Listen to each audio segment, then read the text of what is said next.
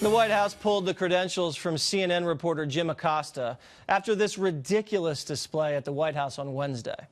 Thank you, Mr. President. I wanted to challenge you on one of the statements that you made in the tail end of the campaign in the midterms. That here we go. If you don't mind, Mr. President, that this caravan was an invasion. As you know, Mr. President, I consider it to be an invasion. As you know, Mr. President, the caravan was not an invasion. It's a group of migrants moving up from Central America towards the border with the U.S. Thank you for telling me that. I appreciate it. Why did you characterize it as such?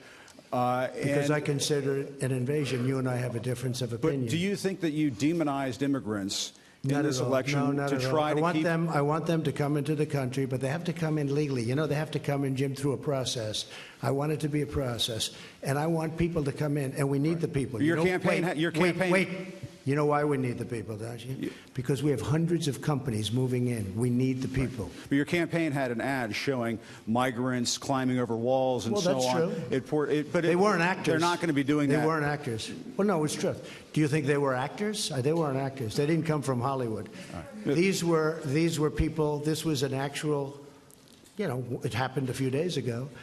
And they're hundreds of miles away, though. They're hundreds and hundreds of miles away. That's not an invasion. Honestly, I think you should let me run the country. You run CNN. All right. And if you did it well, your ratings would be much better. If I may ask one other question, Mr. President, if I may ask one other question, are you worried? That's enough. That's enough. Mr. President, that's I was going to ask one of the other folks. That's enough. Pardon me, ma'am.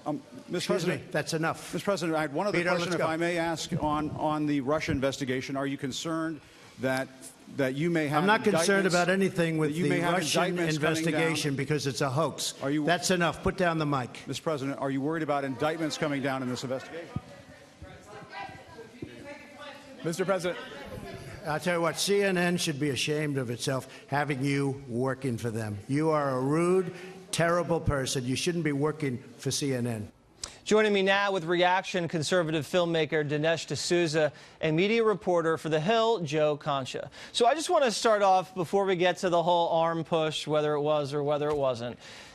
This is the President of the United States. He's the commander-in-chief, and he can characterize something happening at our border however he wants. It's an invasion, it's an incursion, it's an intrusion. He has authority over the border when it comes to national security. Remember Barack Obama? In Benghazi, he said that terrorist attack was a protest over a video. Now, that was an extreme mischaracterization of the truth, and the media never challenged him on that at all. They let him slide on that. So to have Acosta come up over a difference of opinion, over a choice of words, and try to argue with the president in such a rude and disrespectful way, I thought was uncalled for. And just yanking the press pass is basically just saying, listen, Jim, get on the timeout, cool off for a second, and we'll let you back next week. Dinesh, what do you think? Well, first of all, the exchange, this to me was highly entertaining.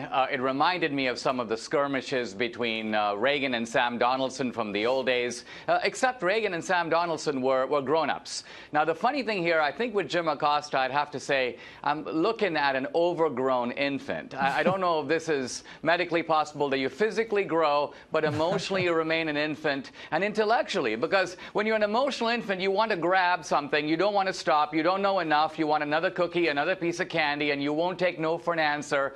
And the other thing is, you have a sense of entitlement and arrogance because you don't He thinks he's above everybody else in that room. He thinks it's the Jim Acosta show, and he's there to trade barbs with the President of the United States. And if he gets called out for it, he's the victim. He thinks he's the Rosa Parks of the press corps, and he's too dramatic. I don't know Jim Acosta. I've never met him. He seems like a fine guy personally, but his behavior is totally out of line. And Joe, taking a press pass away isn't attacking the First Amendment. It's just telling the guy, hey, behave yourself and conduct yourself with a little bit more decorum and have a little bit more respect for the presidency. I'm glad you played the entire clip because all I've seen is the microphone exchange. If you watch the clip, he tries to ask Acosta 4 different questions. The way a press conference like this works if you're a White House correspondent. You get one question and maybe a follow-up, maybe a second question. As you said, it's not his show. There are dozens of other reporters in there. Good ones, by the way. John Carl, ABC, Jeff Mason, Reuters, John Roberts from Fox News, Hallie Jackson, NBC. They're not trying to ask 4 questions in this case. And remember the way Acosta started that. He says, I want to challenge you. And then he goes into a lecture around whether it's an invasion or not. This is a mid-40s version of the captain of the debate team. Right? And that's not And look how many job. questions the president took. He took 68 questions from 35 reporters. And Dinesh, Jim Acosta just wants to monopolize the whole thing. I think if you want to go up there and ask a question, fine. If you have a follow-up, see if you can squeeze it in. But to say to the commander-in-chief, you know what, I'm running the press conference. You don't get to decide when you want to move on to another reporter. I'm the one holding the mic. I get to decide when the president of the United States wants to move on to another reporter. Who does he think he is?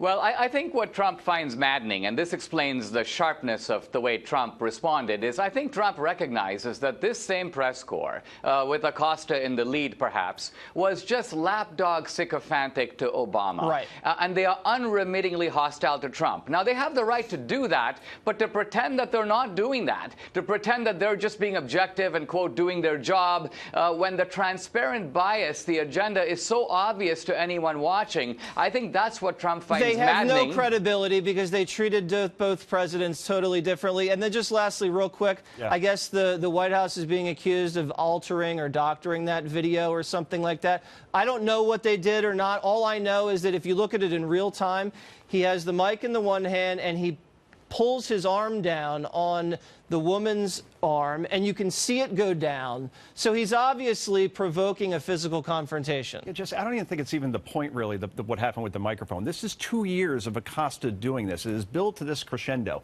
And let me go back to Neil Monroe. He was with the Daily Caller, and he interrupted President Obama in 2012. I asked your producers to put together a couple of headlines here as far as the reaction when he interrupted the president once. Politico, Obama interrupted by heckling reporter. Who is Neil Monroe, and why is he interrupting the president? The Atlantic. And finally, this is the best one from Mediaite.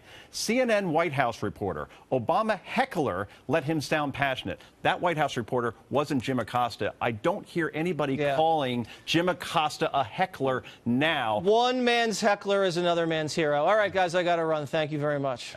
Thank you.